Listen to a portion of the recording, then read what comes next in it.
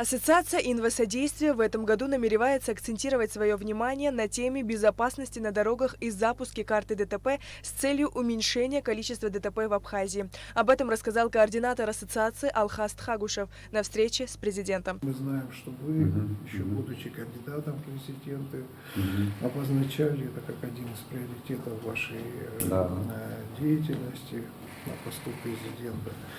И поэтому мы посчитали необходимо вас пригласить и ознакомить с нашими наработками. У нас и в организации какая-то работа постоянно идет, но мы, к сожалению, все эти годы косвенным образом соприкасаемся, потому что у нас принято считать смертность, но никто не считает пострадавших. А так уж вышло, что по статистике Всемирной организации здравоохранения на одного погибшего приходится не менее 4 пострадавших. Ассоциации были представлены идеи и концепция по решению проблемы, а наработки инвасодействия будут полезными в обеспечении безопасного движения автомобилей, добавил Алхаст Хагушев. Большое сожаление вызывает, что долгие годы мы топчемся на месте. У нас нет никакого прогресса в этом плане, хотя в мире есть очень хороший позитивный, очень хороший опыт.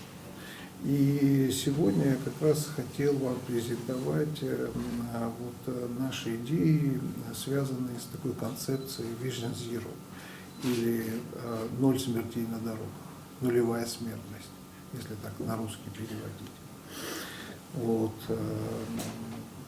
Я знаю, что вы были, когда в Москве, встречались там по этому поводу, тоже слышал в новостях по поводу вот этой системы, безопасный город, с московскими областями, если не ошибаюсь. И я очень надеюсь, что наши наработки тоже будут полезными. Глава государства заявил о готовности поддержать инициативы ассоциации в целях обеспечения безопасности на дорогах. Кроме того, и правительство Москвы выразило готовность помочь в реализации программы «Безопасный город», которая направлена на фиксацию нарушителей дорожного движения, добавил Аслан Бжани. Министерство внутренних дел готовит предложения, которые будут внесены в Кодекс об административных правонарушениях, как с этим бороться с точки зрения сотрудников милиции, и в Уголовный кодекс, там отягчающие обстоятельства в случае алкогольного опьянения и так далее.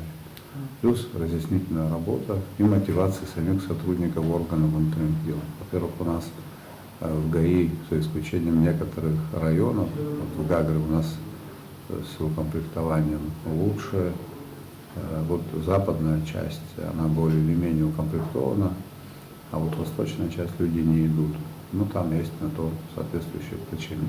Надо будет продумать механизмы мотивации. Президент обратил внимание, что именно на дорогах погибает и получает увечья большое количество людей, чем от тяжких и особо тяжких преступлений. Согласно статистике, в 2020 году в ДТП погибли 57 человек. Это несмотря на то, что интенсивность движения в 2020 году вроде как должна была быть меньше. Границы были закрыты. По этому поводу уже был разговор обстоятельный, были наложены дисциплинарные взыскания начальника управления ГАИ и на заместителя министра внутренних дел. Была поставлена задача, контрольная дата 1 марта. Мы проведем сравнительный анализ с цифрами, которые были в прошлом году, январь-февраль, 1 марта, и в зависимости от того, что увидим, будем принимать решения, в том числе кадровые. Аслан Бжани также провел встречу с уполномоченным по правам человека Асидой Шакрыл. В ходе беседы был затронут вопрос нарушения законов в стране, в частности, чиновниками. В нашей практике мы сталкиваемся с тем, что очень часто легко нарушается закон, и никакой ответственности за это нет. И мне кажется, что вот в этом направлении, наверное, какие-то новые механизмы нам надо продумывать.